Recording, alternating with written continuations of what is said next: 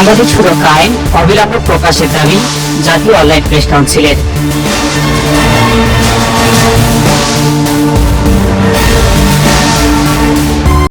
সাংবাদিকদের পেশাগত নিরাপত্তা নিশ্চিত ও তাদের জীবন রক্ষায় দ্রুত সাংবাদিক সুরক্ষা আইন প্রণয়ন ও প্রকাশের জন্য সরকারের প্রতি আহ্বান জানিয়েছেন জাতীয় অনলাইন প্রেস কাউন্সিলের নেতৃবৃন্দ।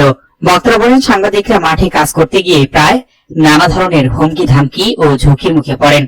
তাই পেশাগত দায়িত্ব পালনের সময় তাদের সুরক্ষা নিশ্চিত করা রাষ্ট্রের দায়িত্ব। গতকাল দুপুর 2টায় গাজীপুর জেলার বোর্ড বাজারের বৈশাখী রেস্তোরাঁয় 3য় তলায় জাতীয় অনলাইন প্রেস কাউন্সিলের বর্ধিত সভায় এই আহ্বান জানানো হয়। সভায় বক্তারা গাজীপুরের সাংবাদিক তুহিন হত্যাকাণ্ডের দ্রুত বিচার ট্রাইব্যুনালের মাধ্যমে সর্বোচ্চ শাস্তিরও দাবি জানান। সভায় সংগঠনের প্রতিষ্ঠাতা শেখ তিতুমির আকাশের সভাপতিত্বে ও কেন্দ্রীয় দপ্তর সম্পাদক সেলিম উদ্দিনের সঞ্চালনায় প্রধান অতিথি হিসেবে উপস্থিত ছিলেন বাংলাদেশ সাংবাদিক কল্যাণ পরিষদের সাধারণ সম্পাদক MA মমিন আনসারী।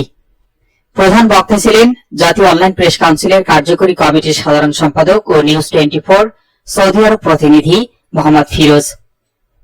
বিশেষ অতিথি হিসেবে উপস্থিত ছিলেন দৈনিক মুক্ত বাংলা ভারপ্রাপ্ত সম্পাদক সরোয়ার জাহান মেঘলা, দৈনিক নবোদয় পত্রিকার সম্পাদক আবেদা সুলতানা, সাংগঠনিক সম্পাদক সোনিয়া আক্তার, উপদপ্তর সম্পাদক রানা আহমেদ তাজ, লিমন হোসেন সোহাগ, কনা আক্তার, শিল্পী আক্তার, জাকারিয়া শিকদার, ওয়াসিম রেজা, সাকিব মাহমুদ সহ আরো অনেকে।